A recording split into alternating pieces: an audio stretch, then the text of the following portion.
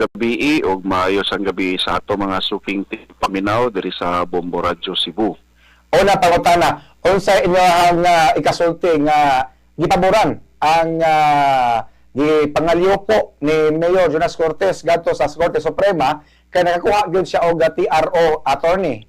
Yes, una sa tanong, pasalamat sa of course sa atong taas labang makagagahom, no, o of course sa ato ang mga justices sa Supreme Court nga nakakita gid sila o nakasabot sila sa ato ang gipangayo nga temporary restraining order aron ang atong gihangyo nga makadagan si Mayor Jonas mahatag yun kay nakita sa nila ang wisdom ug ang kanang ang kasakto sa ato ang baruganan diha sa COMELEC o sa ato ang mga kaso nga kanang gipang file nila against ni Mayor Jonas. So kini usa ni ka confirmation og unsa ka sakto ang ato ang kausa aron lang atong madipinsahan o atong mahatagan og tiunay nga demokrasya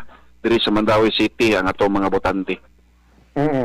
Kading unsa man ning bot pasabot aning matod pa attorney gitagaan sa korte ang COMELEC og si Erwin Estandarte og 15 ka adlaw aron magkomento sa petition. So unsay mahitabo ani attorney? Yes, as a matter of course na no, bisan pa og nakahatag na og tubag si Estandarte, it does not mean nga ma-lift na ang TRO nga gihatag ni sa Supreme Court diri ni Mayor Jonas, no.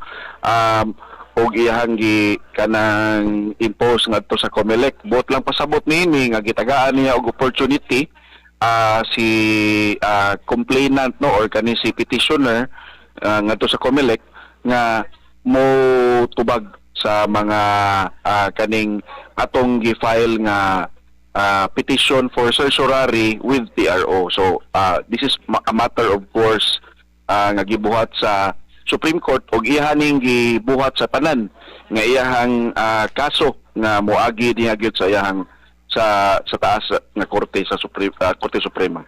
Kining pagpagawas og TRO sa Korte Suprema, bot ba nato sabton nga maapil gyud ang pangan ni Mayor Jonas Cortez sa balota makadagan gyud siya sa wabot piniliay?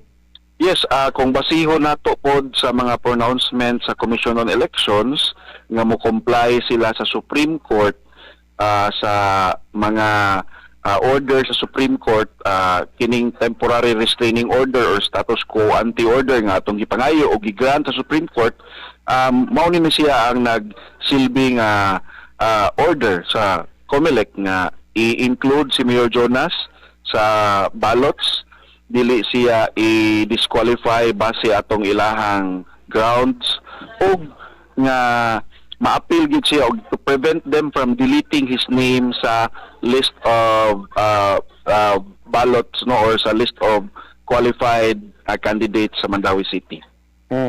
Sige. So kanini ang